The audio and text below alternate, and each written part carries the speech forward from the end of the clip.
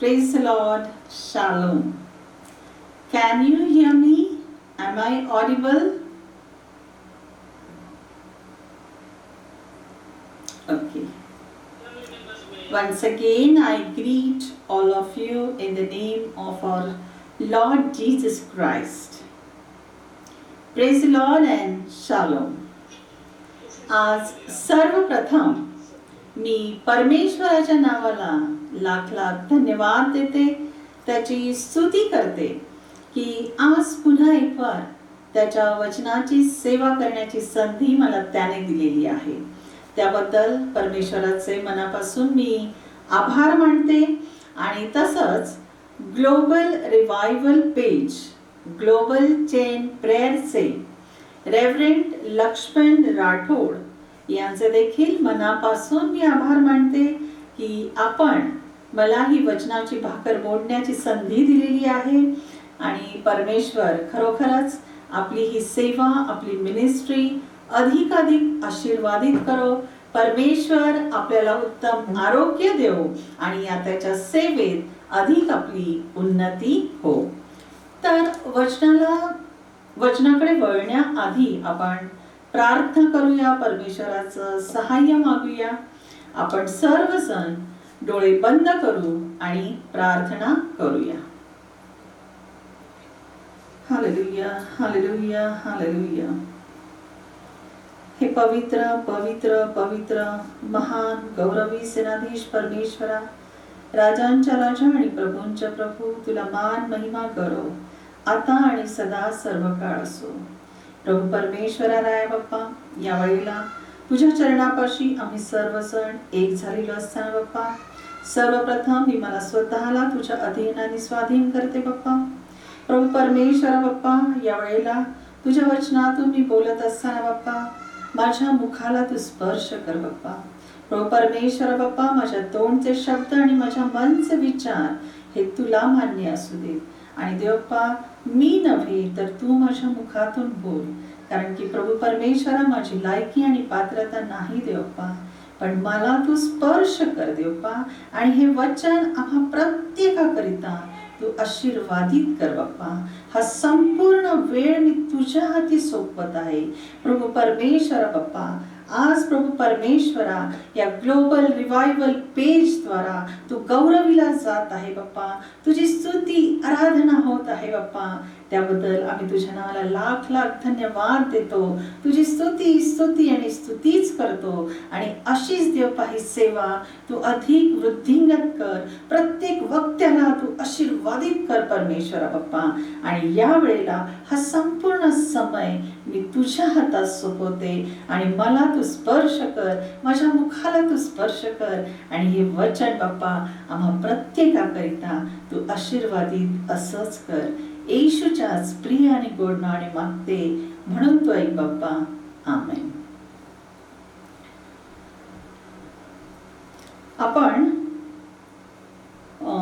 वचनाकडे वळण्याआधी मला तुम्हाला एक सांगावंसं वाटतं की 2 वर्षांपूर्वी संगीत क्षेत्रातील एक अतिशय गुणी गायक, वादक, संगीतातील एक तारा निखळला. आणि त्या ताऱ्याचं नाव होतं स्वर्गीय दीपक मकासरे सर. आणि दीपक मकासरे सर यांनी पुण्यामध्ये अनेक कलाकार घडवले. संगीताचं रीतसर त्यांचं प्रशिक्षण झालेलं होतं, शिक्षण त्यांनी घेतलेलं होतं. आणि अनेक विद्यार्थ्यांना त्यांनी गायन, वाद्याचं शिक्षण दिलेलं होतं. तर काल 23 ऑगस्ट रोजी त्यांचा द्वितीय स्मृती दिन. आणि म्हणून यावेळेला मला असं वाटतं की त्यांना एका गीताद्वारे भावपूर्ण आदरांजली, विनम्र आदरांजली आम्ही अर्पण करत आहोत. माझी कन्या सुरभी, हिला त्यांनी अगदी थोडंसं, म्हणजे मला वाटतं 2-3 महिनेच त्यांनी गीत गायन शिकवलं होतं. पण अतिशय सुंदर ती गायला शिकली होती आणि सर मनापासून शिकवायचे. तर हे गीत त्यांना समर्पित, त्यांच्या आवडीचंच एक गीत यावेळेला सुरभीला मी विनंती करते की तिने उपासना संगीतातील गीत क्रमांक 189, नको प्रभू तरी मजला सोडू, नको प्रभू तरी मजला सोडू, सुरभी चौहान.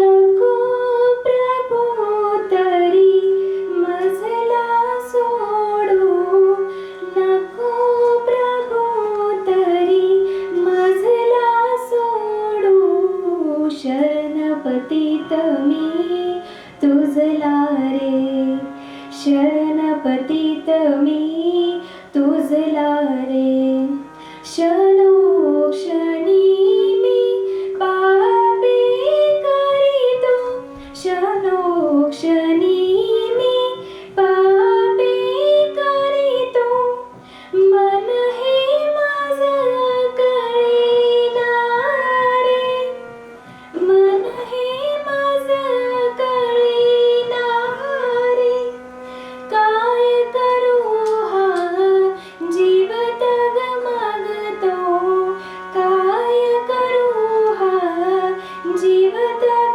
मागतो, तव पदी नाही रुजला रे, नको प्रभू तरी मजला सोडू, नको प्रभू तरी मजला सोडू, शरणपतीत मी तुझला रे, शरणपतीत मी तुझला रे, सुभावनेची कुभावनेची, सुभावनेची कुभावनेची, हृदय झटपट होता रे, हृदय झटपट होता रे, कुभावनेला वश मी होतो, कुभावनेला वश मी होतो, व्रण माझा हा बुजला रे, नको प्रभू तरी मजला सोडू, नको प्रभू तरी मजला सोडू, शरणपतीत मी तुझला रे, शरणपतीत मी तुझला रे, आमच्या प्रभू ख्रिस्ताकडून मी, आमच्या प्रभू ख्रिस्ताकडून मी स्तुती करीतो देवाची हो, स्तुती करीतो देवाची हो, स्वतः मला प्रभू सेवा आवडे, स्वतः मला प्रभू सेवा आवडे, पण हा देहच कुजला रे, नको प्रभू तरी मजला सोडू, नको प्रभू तरी मजला सोडू, शरणपतीत मी तुझला रे, शरणपतीत मी तुझला रे. थँक्यू.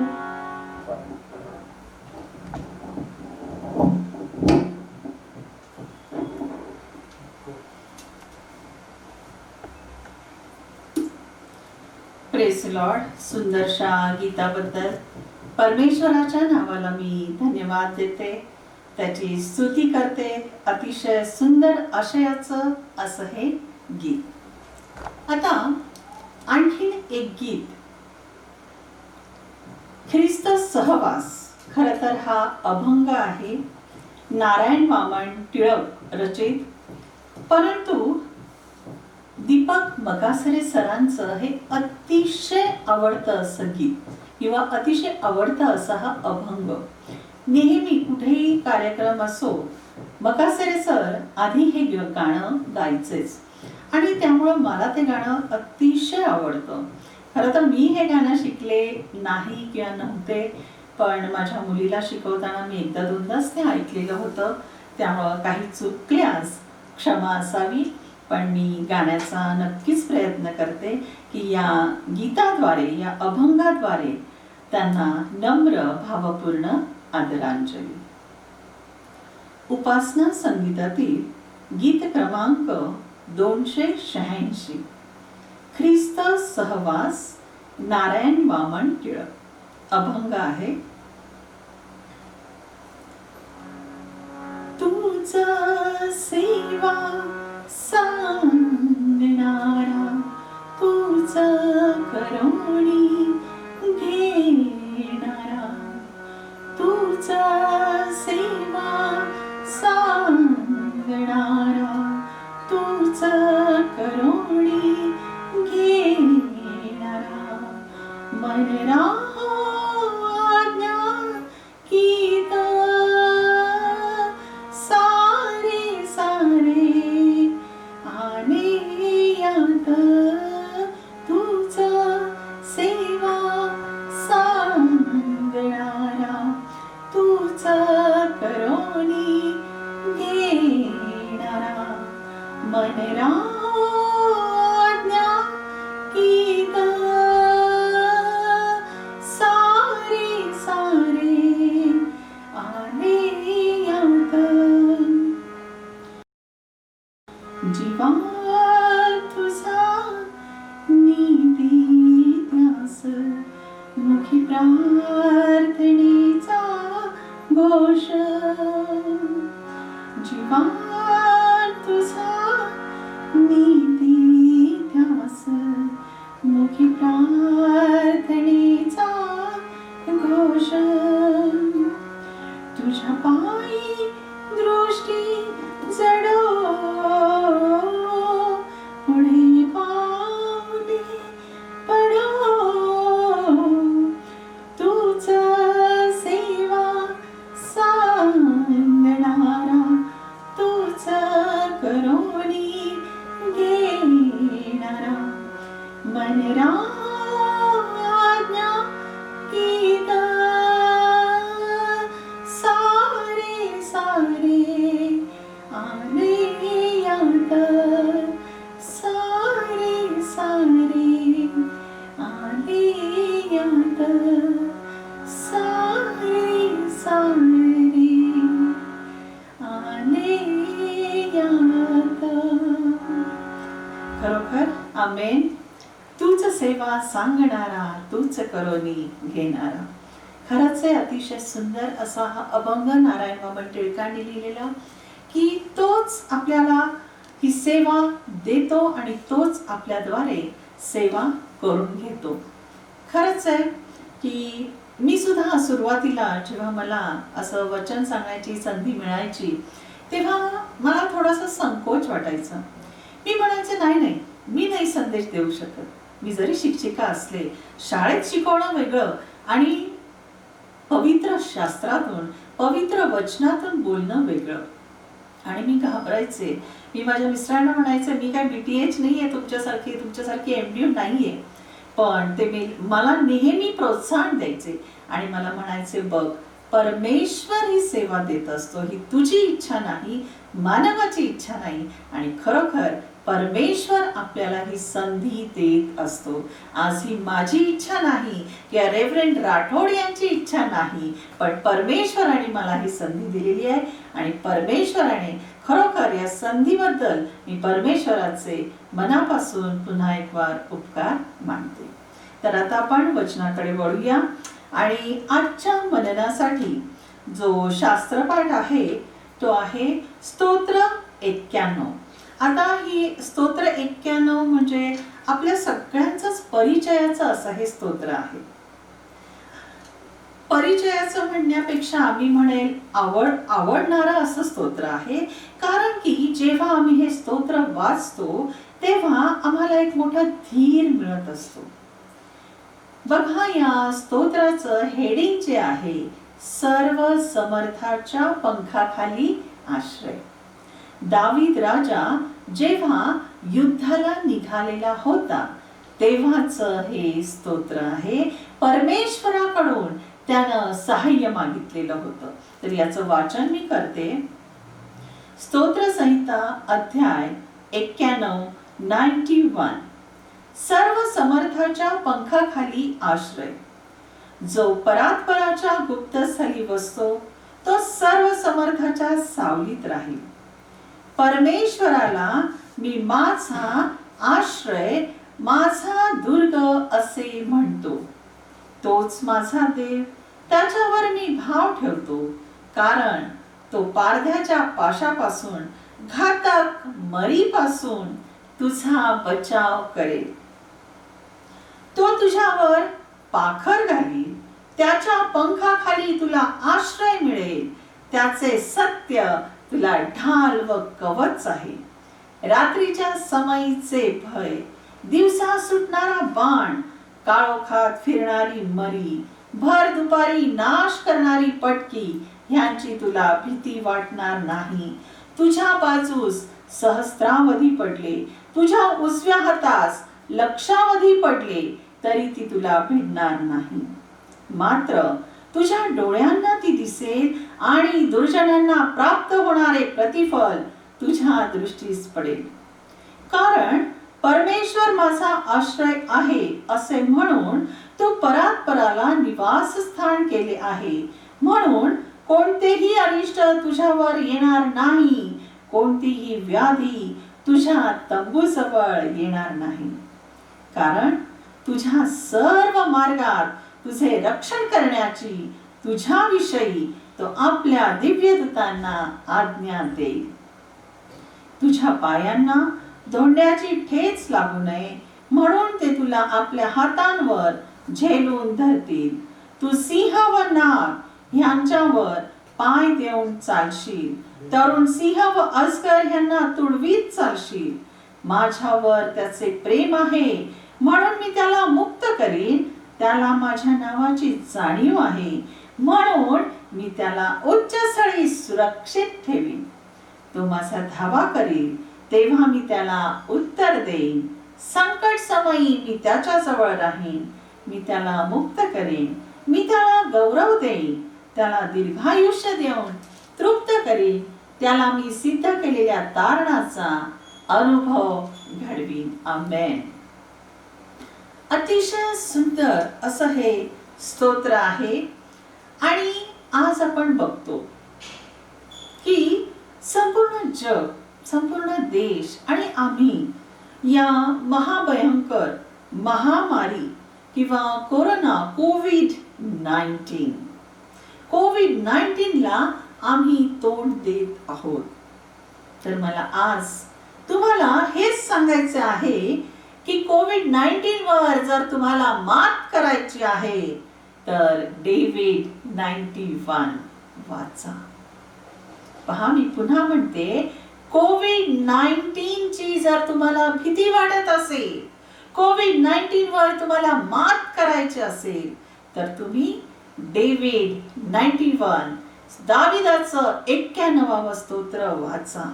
खरोखर नुसतंच वाचू नका, विश्वासाने वाचा.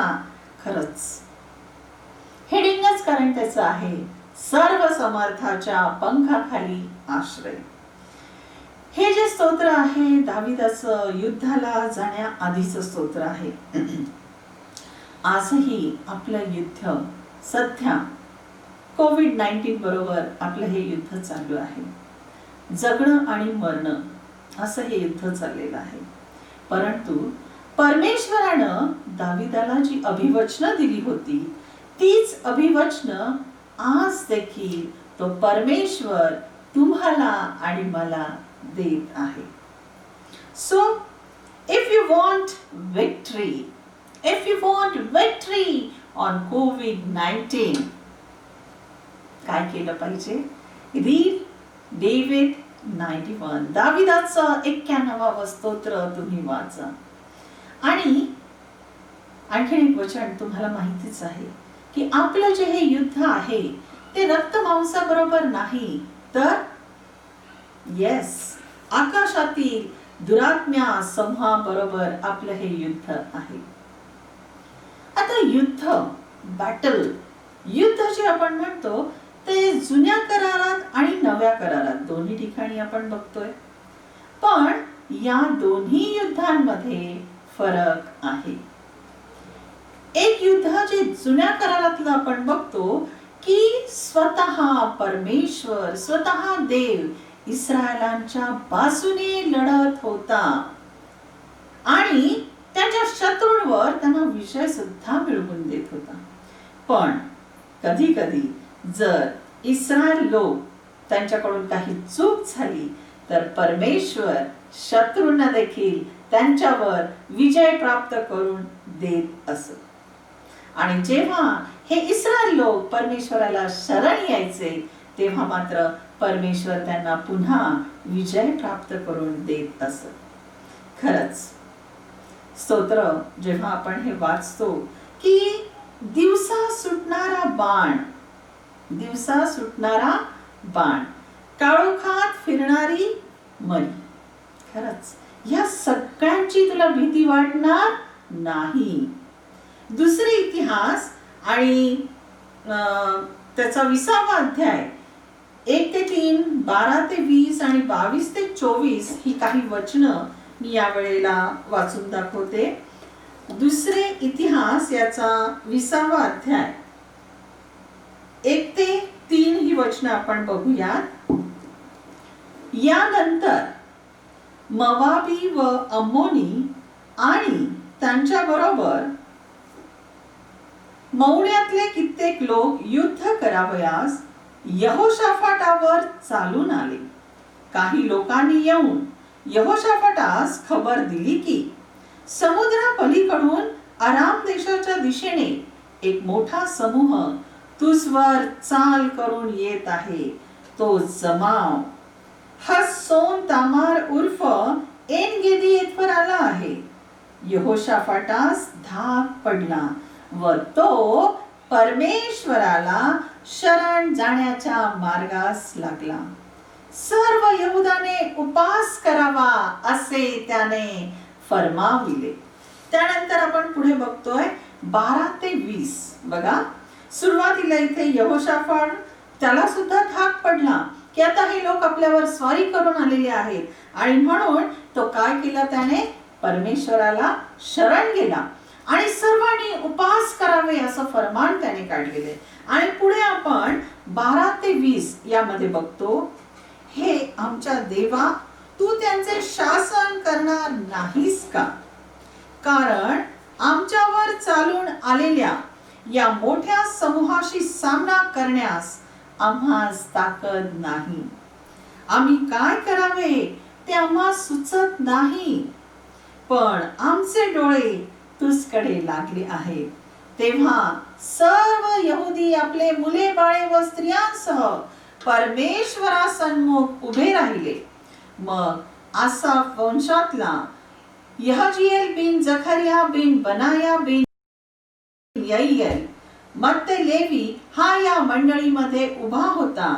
त्याच्या ठाई परमेश्वराचा आत्मा उतरला आणि तो म्हणाला, अहो सर्व यहुद्यांनो, यरूशलेम निवासी जन हो आणि हे राजा यहोशाफाटा, तुम्ही सगळे ऐका.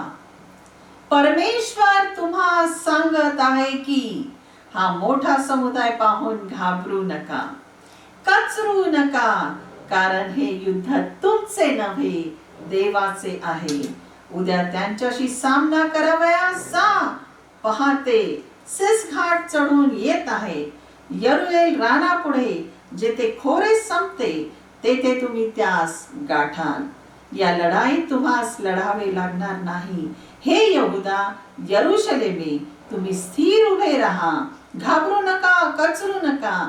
उद्या त्याचवर चाल करून जा, कारण परमेश्वर तुमच्या बरोबर आहे. आणि 22 ते 24 मध्ये आपण पुढे वाचतो, ते हे स्तोत्र गाऊन स्तवन करू लागले. तेव्हा अम्मोनी, मवाबी व सैर पहाडातले लोक जे यहुदावर चाल करून येत होते त्यास गाठण्यास परमेश्वराने दबा धरणारे बसविले व त्यांनी त्यांचा मोड केला. अम्मोनी व मवाबी सैर पहाडातल्या लोकांची अजिबात कत्तल उडवून त्यांचा विध्वंस करावा म्हणून त्याचवर उठले. खरोखर परमेश्वर इथे आपल्याला दाखवतोय की यहोशाफाटास परमेश्वराने या युद्धात कशा प्रकारे सहाय्य केले आहे. की परमेश्वर त्यांना काय म्हणतो, घाबरू नका, हे युद्ध तुमचे नव्हे, त्यांच्यावर चाल करून जा, कारण परमेश्वर तुमच्या बरोबर आहे. खरंच तोच परमेश्वर जो ही अभिवचन, ही वचन देणारा परमेश्वर जो युगानुयुग सारखा आहे, तो जो यहोशाफाटा बरोबर होता, दाविदा बरोबर होता युद्धामध्ये, तोच परमेश्वर आज आमच्या सोबत देखील आहे. युद्ध म्हटलं की जय पराजयाला, मृत्यू सुद्धा आमच्याही जीवनात रोज नवीन युद्ध चालूच असतं. पण परमेश्वराने आपल्या संरक्षणाकरिता त्याचे दूत नेमले आहे आणि ते दूत आमचे सदा सर्व काळ रक्षण करत असतात. आणि नव्या करारामध्ये आपल्याला येशू ख्रिस्ताने शिकवलेलं आहे, शत्रूंवर देखील प्रेम करा. आता इथे आपण पाहिलं की त्याचे दूत आपलं रक्षण करत असतात. आणि खरंच एकदा मी असा संदेश ऐकत होते दौंडचे पास्टर रिचर्ड जॉन यांचा, आणि ते संदेशात बऱ्याचदा खूप हसवतात देखील. तेव्हा त्यांनी सांगितलं की काही लोकांची प्रार्थना म्हणे मी ऐकतो की रात्रीच्या वेळी प्रार्थना करतात आणि हे परमेश्वरा, आमच्या उशा पायथ्याला तुझ्या दिव्यदूतांचा पहारा ठेव. म्हणे अशी प्रार्थना करतात की ह्यांना एकदम झेड सुरक्षा पाहिजे असते.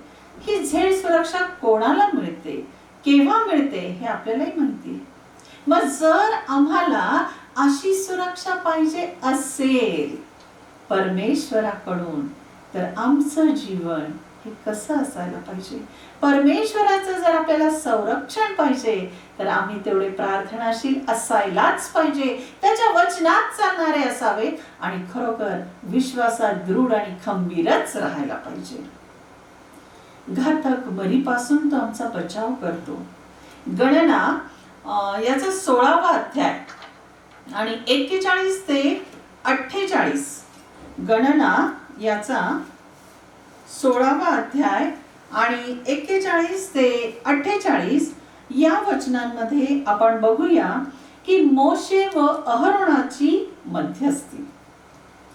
दुसऱ्या दिवशी इस्रायल लोकांची सर्व मंडळी मोशे व अहरोन यांच्या विरुद्ध कुरकुर करीत म्हणाली, तुम्ही परमेश्वराच्या लोकांना मारून टाकले आहे.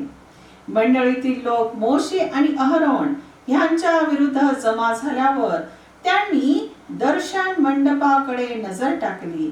तो त्यावर मेघाने छाया केली असून परमेश्वराचे तेज प्रकट झाले आहे असे त्यांना दिसले. हे पाहून मोशे आणि अहरोन दर्शन मंडपासमोर गेले.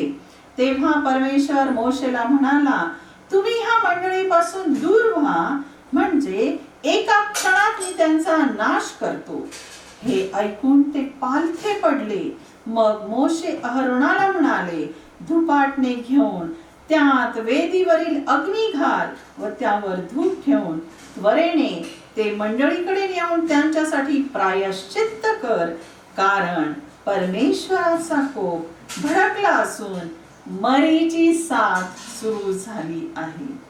मोशेच्या आज्ञेप्रमाणे अहरोन धुपाटणे घेऊन धावत मंडळीकडे गेला. लोकात मरीची साथ पसरत असल्याचे पाहून त्याने धूप घालून लोकांसाठी प्रायश्चित्त केले. मृत आणि जिवंत यांच्यामध्ये तो उभा राहिला, तेव्हा ती साथ थांबली. खरंच मोशे व अहरोन यांची मध्यस्थी येथे आपण बघत आहोत की या लोकांचा घातक मरीपासून बचाव व्हावा म्हणून त्यांनी अशा प्रकारे प्रार्थना केलेली आहे आणि त्यामुळे त्या मरीची साथ थांबली गेली. आज आम्ही देखील या मोशे आणि अहरोनासारखी प्रार्थना, मध्यस्थीची प्रार्थना करायला पाहिजे. तरच आज ही कोरोनासारखी मरीची जी साथ आहे ती थांबणार आहे. पण यासाठी मोशे अहरोनाची गरज आहे. एक गाणं आपण नेहमीच गातो, ऐकतो. परमपिता की हम स्तुति गाए, वो ही है जो बचाता हमें. त्यातलं जे कडवं आहे ते मला खूप आवडतं. घोंसले को बार बार तोड़ कर उसने चाहा कि सीखे हम उसे उड़ना उसे. घोंसले को बार बार तोड़ कर उसने चाहा कि सीखे हम उड़ना उसे.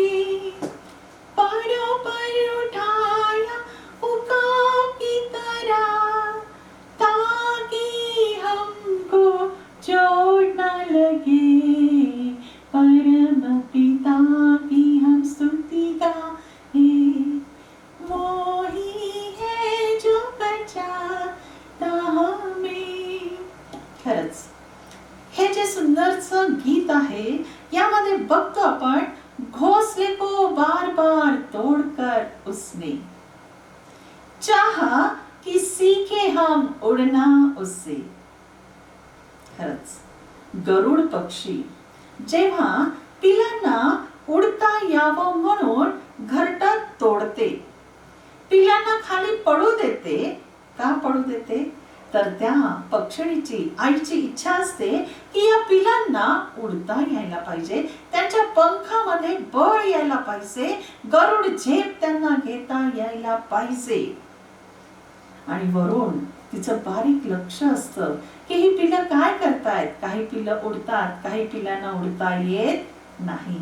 मग पुन्हा ती त्या पक्ष्यांना, त्या पिल्लांना त्या घरटात आणते. अगदी त्याच प्रकारे परमेश्वर देखील आम्हाला तसाच सांभाळत असतो. परमेश्वर देखील वरून आमच्याकडे लक्ष त्याचं असतं. आम्हाला पडू देतो काही वेळेला तो. आम्हाला वाईट वाटतं, का परमेश्वराने असं केलं, का माझ्या जीवनात असं घडलं, का मला हे दुःख. पण परमेश्वराची नजर आमच्यावर सतत असते, सतत असते. आणि परमेश्वराची इच्छा असते ह्यांच्या पंखात बळ यायलाच पाहिजे. कारण की आम्ही परमेश्वराच्या पवित्र पंखाखाली सुरक्षित असेच असतो. आता आपण आजच्या मननासाठी जो शास्त्रपाठ घेतलेला आहे, स्तोत्र 91, यामध्ये बघतोय आपण की दावीद राजा युद्धाला जाण्याच्या आधीच हे स्तोत्र आहे आणि सर्व समर्थाच्या पंखाखाली आश्रय. यामध्ये बघा प्रॉमिसेस ऑफ गॉड आपल्याला दिसून येत आहेत, अभिवचन दिसत आहेत. पहिलं अभिवचन काय आहे बघा, I will protect him. I will protect him. मी त्याचा रक्षण करता होईल, मी त्याचा रक्षण करता आहे. I will answer him. मी त्याला उत्तर देईन. तो माझ्याकडे मागेल, मी त्याला उत्तर देईन. And third one is I will be with him in trouble. I will be with him in trouble. संकटात, अडीअडचणीत मी त्याच्या समवेत असेल, मी त्याच्या सोबत असेल. मग तोच परमेश्वर, तीच अभिवचन आम्हाला सुद्धा आजही देत आहे. फक्त आमचा तसा दाविदासारखा विश्वास असायला पाहिजे. परमेश्वर आपल्याला दोन प्रकारे सोडवतो. एक संकटापासून सोडवतो आणि दुसरं संकट आल्यावर सोडवतो. आता ह्या दोन ज्या गोष्टी आहेत त्या मी पुन्हा एक्सप्लेन करणारच आहे पुढे, की संकटापासून सोडवतो आणि दुसरं संकट आल्यावर सोडवतो. दोन्ही मधला फरक मी एक्सप्लेन करतेच आहे. आणि खरोखरच आपल्या जीवनामध्ये परमेश्वर म्हणतो की तो आपल्या सहनशक्तीच्या पलीकडे तो आपली परीक्षा घेत नाही. प्रत्येक संकटातून आपण मनुष्य काही ना काही शिकत असतो. दानिएल बघा, सिंहाच्या गुहेत त्याला टाकलं परमेश्वराने, पण त्या सिंहाच्या गुहेतून त्याला पुन्हा बाहेर सुरक्षित असं काढलेलं. शद्रक, मेशक, अबेदनगो यांचं उदाहरण आपण बघतो की त्यांना सुद्धा त्या अग्नीमध्ये परमेश्वराने जाऊ दिलं, परंतु त्यांना सुद्धा अगदी सुरक्षित असं बाहेर काढलेलं आहे. स्तोत्र 91:3 मध्ये आपण आत्ताच वाचलं, तो आम्हाला पारध्याच्या पाशापासून सोडवतो. एकीकडे बघतो आपण, साधी शिंक जरी आले तरी आपण आता सध्या, बापरे कोरोना तर नाही, भीती वाटते. एक मनामध्ये दहशत, भीतीचं वातावरण, टेन्शन आणि सध्या तर टेन्शन हा शब्द खूप प्रचलित झालेला आहे. अगदी अलीकडची गोष्ट घ्या, बॉलिवूड स्टार सुशांत सिंह, की बघा एवढा तरुण हँडसम हा हिरो, पण त्यानं आत्महत्या केली आणि सगळीकडे अगदी सिनेसृष्टीत हळहळ व्यक्त करण्यात येत होती. का केलं त्याने असं? एकाकी पण असं म्हणत होते, तो एकटाच राहत होता, त्याची फॅमिली बिहारमध्ये होती. आणि मग व्हॉट्सअपवर मी या संदर्भात एक पोस्ट वाचली. कम ऑन स्पीक, बोलत रहा, मित्रांशी, घरातल्यांशी मोकळेपणाने बोलत राहा, जे काही मनामध्ये आहे ते बोलत राहा. सुशांतच्या वाटेला आलं ते एकाकीपण. असं काय झालं होतं? काय तुटला होता तो आतून? तर आज तरुण तरुणींना मी हेच सांगू इच्छिते, कोणी असू देत, प्रत्येकालाच, की mental health is very important. आपल्या मेंटल हेल्थकडे, आपल्या शरीराकडे, प्रत्येक गोष्टीकडे बारकाईने लक्ष द्या आणि परमेश्वरावर भिस्त ठेवून राहा. Don't waste your precious life. जेव्हा तुम्ही निराश होता तेव्हा मित्रमैत्रिणींशी बोलाच, घरातल्या सदस्यांशी बोलाच, पण सर्वप्रथम परमेश्वराबरोबर बोला, कारण की तोच सर्व अरिष्टांपासून आपल्याला सोडवतो. जीवन आहे, संकट येणारच, टेन्शन, डिप्रेशन, खिन्नता, पण त्यावर उपाय हा आत्महत्या करणं किंवा व्यसनाधीनता, काहीतरी व्यसनात घडून जाणं, हा त्याच्यावर उपाय नाहीये. कारण परमेश्वर म्हणतो, अहो कष्टी व भाराक्रांत जन हो, तुम्ही मजकडे या, जग देते तशी शांती मी तुम्हाला देणार नाही.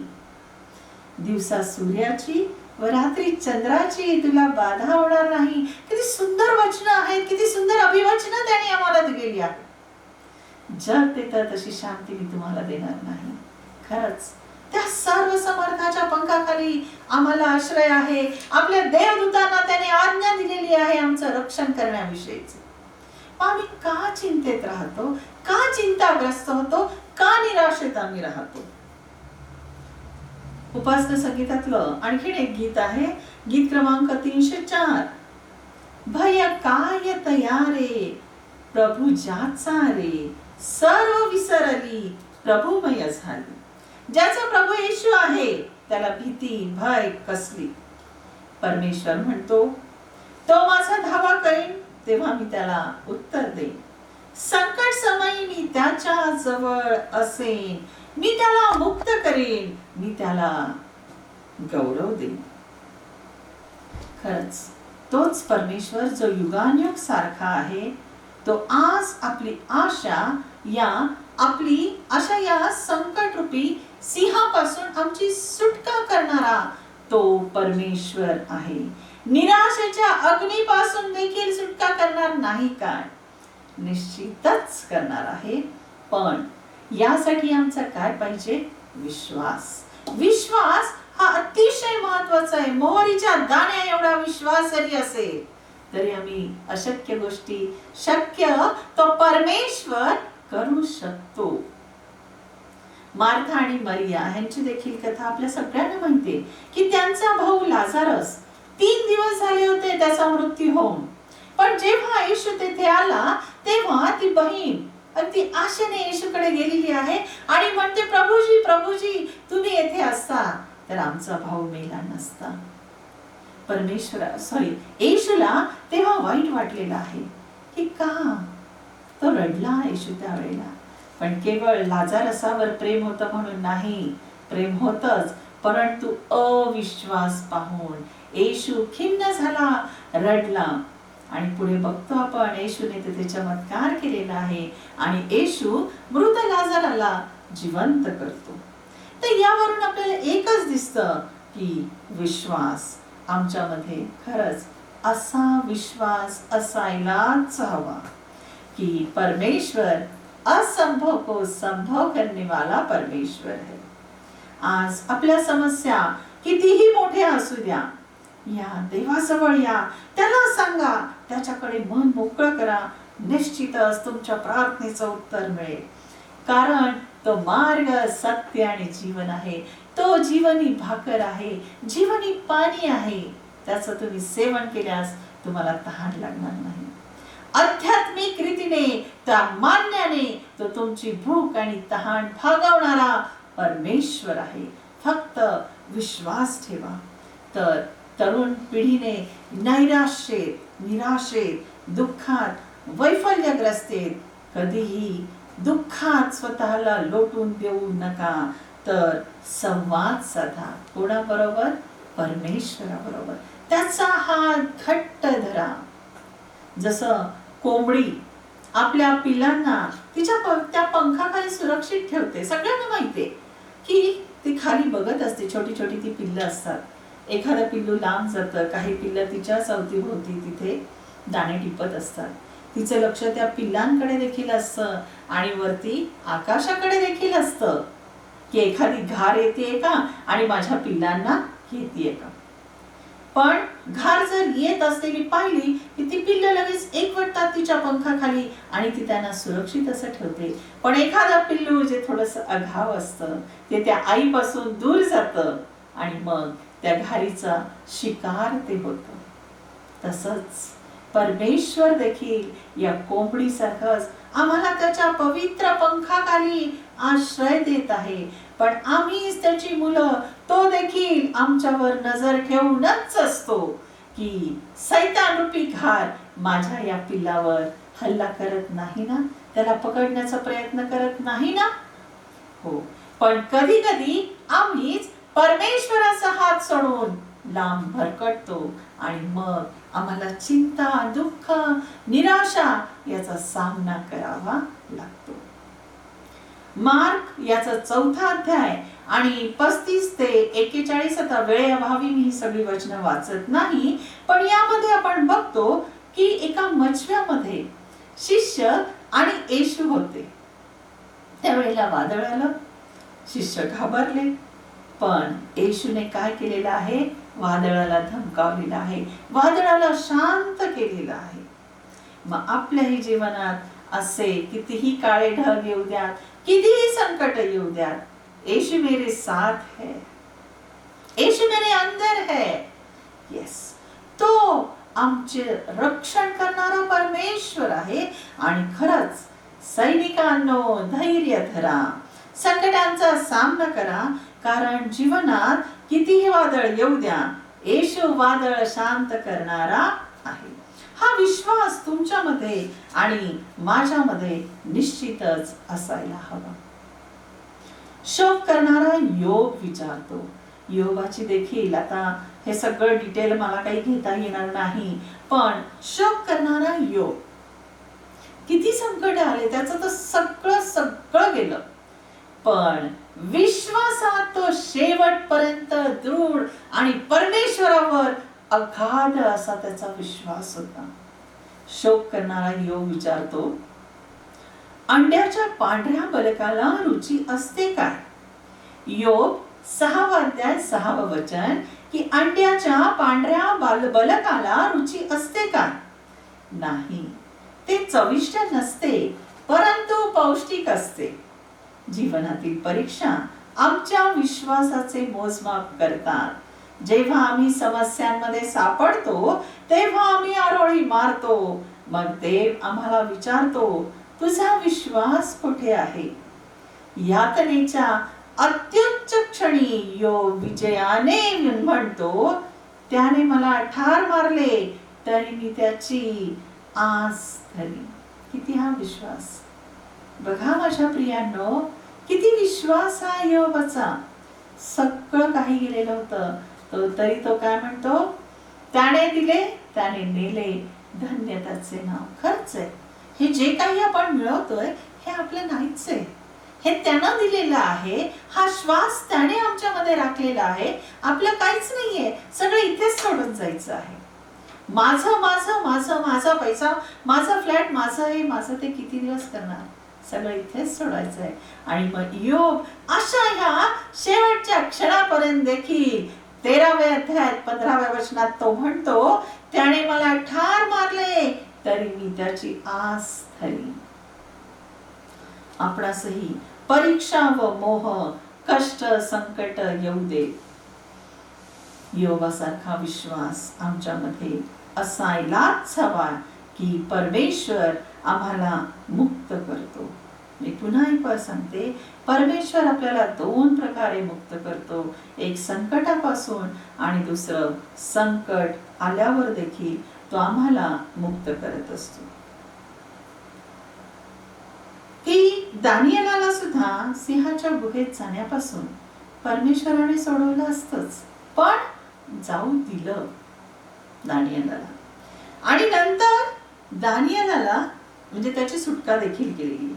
कारण की दानिएलाने काय केलेलं आहे,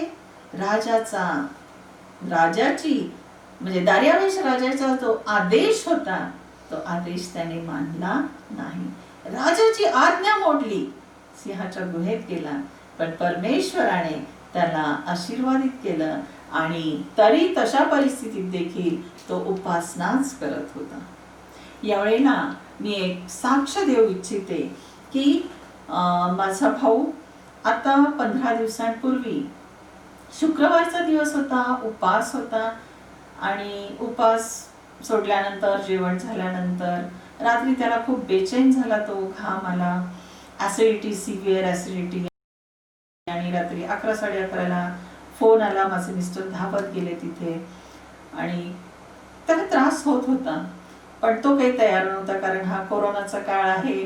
आणि त्याचं म्हणणं असं की नाही मी नाही जाणार दवाखान्यामध्ये, आता मला ते घाम येतोय हे म्हणून लगेच कोविड वॉर्डला टाकतील, पण नाही मला तसं काहीच नाहीये, मी जाणार नाही. आणि हे रात्री तिथे त्यांनी प्रार्थना केली. थोडंसं मग 2-2:30 वाजता हे पुन्हा घरी आले. आणि दुसऱ्या दिवशी त्याला डॉक्टर दुराईराजकडे नेण्यात आलं. तिथे सुद्धा त्याचं बीपी नॉर्मल होतं, ECG नॉर्मल होता विशेष म्हणजे. आणि सगळ्यात महत्वाचं म्हणजे त्याला कुठली एक सुद्धा गोळी नाही. जिमला जाणारा, रोज वॉकिंगला जाणारा, आणि अशाला काय होऊ शकतं का, हे पूर्ण प्रश्नचिन्हच होता आम्हा सगळ्यांपुढेच. आणि डॉक्टर दुराईराजकडे नेल्यानंतर त्यांनी पण पाहिलं, तपासलं, म्हणे मला तर असं काही वाटत नाही. त्यांनी सध्या ऍसिडिटीच्या, गॅसेसच्या गोळ्या दिल्या, पण काही ब्लड टेस्ट त्याच्या केल्या आणि ते घरी आले. पण संध्याकाळी मात्र दुराईराज डॉक्टरांनी स्वतः फोन केला आणि सांगितलं की नाही, तुमचे रिपोर्ट बरोबर नाही आहेत, कोलेस्टेरॉल वगैरे हे थोडेसे रिपोर्ट्स बरोबर नाही, तर ताबडतोब तुम्ही ऍडमिट व्हा. तेव्हाही तो तयार नव्हता, पण पुन्हा त्याला सगळ्यांनी समजवलं आणि त्याला हॉस्पिटलमध्ये ऍडमिट करण्यात आलं. अँजिओग्राफी केल्यानंतर 2 ब्लॉक आढळले. आणि मग तेव्हा त्याचाही विश्वास बसेना आमचा की ज्याचा जो एक्सरसाइज करणारा, सगळं व्यवस्थित, कधीच आजारी नाही, पण असं संकट आलं. अँजिओग्राफी केल्यानंतर डिस्चार्ज घेऊन घरी आला आणि मग सेकंड ओपिनियन म्हणून पुन्हा रुबी हॉलला डॉक्टर हिरेमठांकडे त्याला नेण्यात आलं. आणि मग तिथे डॉक्टर म्हणाले नाही, अँजिओप्लास्टी आपल्याला करायलाच पाहिजे. तेव्हा पण तो तयार नव्हताच. प्रार्थनाशील आणि परमेश्वरावर विश्वास, माझ्या आईची प्रार्थना. आणि म्हणूनच अशा वेळेला अटॅक आलेला असताना सुद्धा परमेश्वराने त्याला वाचवलं.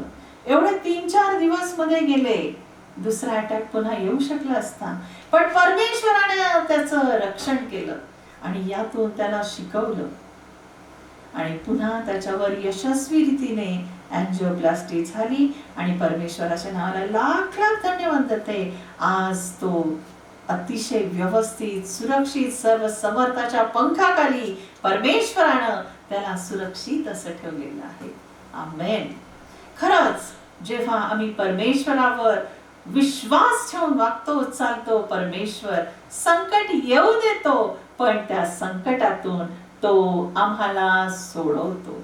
हेच मला तुम्हाला सांगायचंय की माझ्या या भावावर देखील संकट आलं, पण त्या संकटातून परमेश्वराने सुरक्षितरित्या त्याला बाहेर काढलेलं आहे.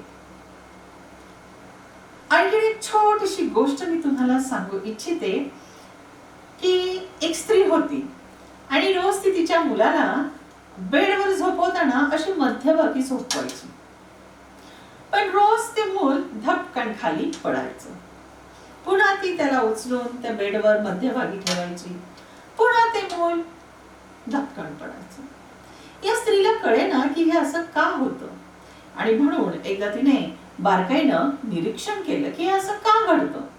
तेव्हा तिने पाहिलं की हे मूल काय करायचं, रात्री त्याला मध्यभागी झोपवलं की सरकत सरकत तो कडेला यायचा आणि कडेला असा एक कोपरा होता, तो धरून तो झोपायचा आणि मग झोपेत तो हात सुटायचा आणि तो धपकन खाली पडायचा.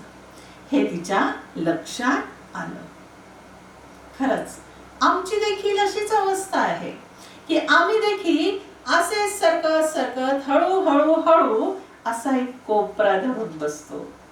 निराशेचा, दुःखाचा, आमच्या मनामध्ये भीतीचा, मला हे का, मला बरं नाही, मला असं नाही, हा कोपरा आम्ही सोडतच नाही. मग धपकन आम्ही पडणार, नाहीतर काय होणार. पण जर आम्ही परमेश्वराचा हात घट्ट धरून राहिलो, परमेश्वरावर जर आम्ही विश्वास ठेवून चाललो, तर आम्ही असे धपकन पडणार नाही. कोंबडीप्रमाणे तो पटकन, जरी तो सैतान रूपी घार आमच्यावर धावून आली तरी आम्ही सुरक्षित त्याच्या पवित्र पंखाखाली सुरक्षित असेच राहणार आहोत. तर म्हणून तुमच्या सर्व चिंता आणि काळजी प्रभूच्या चरणी ठेवा आणि तेजस्वी भविष्याविषयी आनंद करा. परमेश्वर म्हणतो, तुमच्या विषयी माझ्या मनात जे संकल्प आहेत ते मी जाणतो. ते संकल्प हिताचे आहेत, अनिष्टाचे नाहीत. ते तुम्हास तुमच्या भावी सुस्थितीची आशा देणारे आहेत. इर्मया 29:11. दावीद जर देवाच्या मनासारखा मनुष्य होता, ज्याने देवावर प्रेम केले व देवासह चालला, तरी सुद्धा तो एक दिवस त्याच्या हृदयाची शुद्धता गमावून बसला. परंतु त्यानंतर तो इतका व्यथित झाला की जणू काही देवाने त्याची सर्व हाडे मोडली असे त्याला वाटले आणि तो सर्व आनंद गमावून बसला. प्रभूला धन्यवाद असो की पुन्हा हे सर्व कसे प्राप्त करायचं हे दाविदाला माहित होते आणि म्हणून त्याने आक्रोश करून म्हटलं, दाविदाने आक्रोश करून म्हटलं, हे देवा, माझ्या ठाई शुद्ध हृदय उत्पन्न कर, माझ्या ठाई स्थिर असा आत्मा पुन्हा घाल.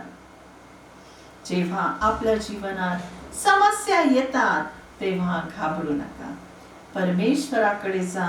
खरं तर तुमचा ख्रिस्त म्हटलेल्या त्या खडकावर आपला पाया मजबूत असेल तर आम्ही डळमळणार नाही. वचनात स्थिरावलेले आम्ही पाहिजे. खंबीर हो, हिम्मत धर, परमेश्वराचीच प्रतीक्षा कर. खरंच तरच आपण संकटाचा सामना करू शकतो. शैतान का सामना करो, भागेगा वो तो पहले से हारा हुआ. खरंच अगदी म्हणजे मला इथे हे सांगावंसं वाटतं की आम्ही देवाला मागत राहतो, मागत राहतो, मागत राहतो. आमचं ओझं, आमच्या दुःखाचा भार हलका करणारा परमेश्वरच आहे. कोण मित्र येशूवानी सारे ओझे वहायला. खरंच जर आम्ही त्याच्यावर आपला भार, आमचा विश्वास जर परमेश्वरावर असेल तर सर्व काही घडणार आहे. दानियल दिवसातून 3 वेळा गुडघ्यावर प्रार्थना करत असत आणि यावरून मला असं स्वतःला असं वाटतं की आताचा जमाना जो आहे तो इन्स्टंट आहे, फास्ट आहे, बरोबर आहे की नाही. मेसेज असा टाईप केला, व्हॉट्सअप असो दे, ईमेल असो, दुसऱ्या सेकंदाला त्या व्यक्तीला ते मिळत आहे. पण हे व्हॉट्सअप, हे ईमेल साठी काय पाहिजे? नेट कनेक्शन पाहिजे. पण माझं आणि माझ्या परमेश्वराची कनेक्टिव्हिटी, त्याला कुठलाही प्रॉब्लेम नाही, कुठलाही अडथळा नाहीये. डायरेक्ट कनेक्ट होता येतंय. गुडघ्यावर फक्त या, प्रार्थना करा दानिएलासारखी. अशक्य गोष्टी शक्य निश्चितच होणार आहेत. म्हणून ईमेल पेक्षाही सगळ्यात प्रभावी साधन जर असेल प्रार्थनेचं, तर ते आहे नीमेल. नीमेल म्हणजे गुडघ्यावरची प्रार्थना. नी प्रेयर मी त्याला म्हणते. गुडघ्यावर या, गुडघ्यावरची दानिएलासारखी प्रार्थना परमेश्वराकडे निश्चितच विदाउट एनी प्रॉब्लेम, कुठली समस्या येत नाही, डायरेक्ट कनेक्ट होता येतं. आणि खरंच म्हणून परमेश्वर एका मातेप्रमाणे आपलं रक्षण करत असतो. So never worry about COVID-19. Read David 91. Delete all your worries. Delete and delight. Worries ज्या काही आहे, आपला मोबाईल जेव्हा हँग होतो, गॅलरी फुल होते, तेव्हा मी डिलीट करतो. तसं आज या तुमच्या निराशा, तुमच्या चिंता डिलीटेड, एका मिनिटात डिलीट करा आणि डिलाईट बघा, परमेश्वराकडे या आणि परमेश्वर तुम्हाला आनंदित करतो की नाही? निश्चितच आनंदित करणार आहे. Life is best.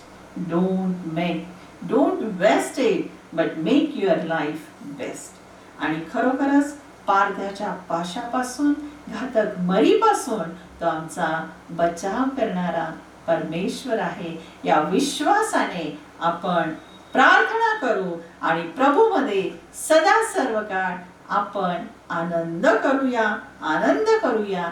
आणि सर्वांना अगदी मनापासून विनंती करते की स्तोत्र 91 आणि स्तोत्र 121 अगदी विश्वासाने वाचा.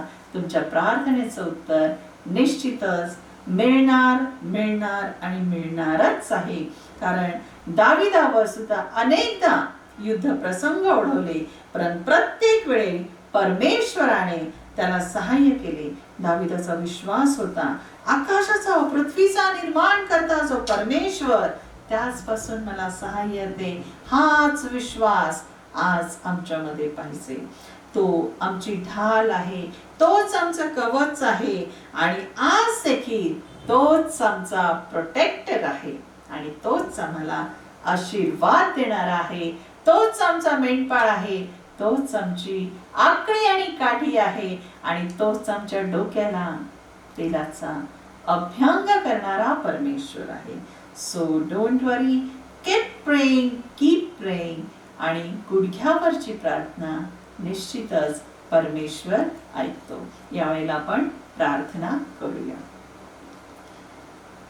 हे आमच्या स्तुतीस पात्र भयास योग्य अशा परमेश्वर बाप्पा, या सुंदरशा वचनाबद्दल तुम्हाला स्पर्श केलास, माझ्या मुखाद्वारे बाप्पा तू बोललेला आहेस आणि हे वचन आम्हा ऐकणाऱ्या सर्वांकरिता तू आशीर्वादित निश्चितच केलेला आहेस बाप्पा. आमचे अश्रू पुसणारा परमेश्वर आहेस, आमचा मित्र तू आहेस, आमचा दुर्ग तू आहेस, आमचा खडक तू आहेस बाप्पा. आणि आज हे वचन खऱ्या अर्थानं तू आमच्यासाठी आशीर्वादित केलेला आहेस, कारण की तुझ्या पवित्र पंखाखाली आम्हाला आश्रय आहे. होय बाप्पा, या संधीबद्दल तुझे उपकार मानते आणि revival global page reverend Laxman Rathod आणि त्यांची सेवा ही तू अशीच अधिक आणि अधिक वृद्धिंगत कर. अनेक लोकांपर्यंत हे वचन जाऊ दे बाप्पा. अनेक आत्मे, अनेकांना या वचनाद्वारे आशीर्वादित तू करणार आहेस, हा आमचा विश्वास आहे. आणि पुन्हा एक बार बाप्पा तुझे मनापासून उपकार म्हणते की देवप्पा तू मला ही संधी दिलीस, त्याबद्दल तुझ्या नावाला लाख लाख धन्यवाद देते. येशूच्याच प्रिय आणि गोड नावाने मागते, म्हणून तो ऐक. आमेन.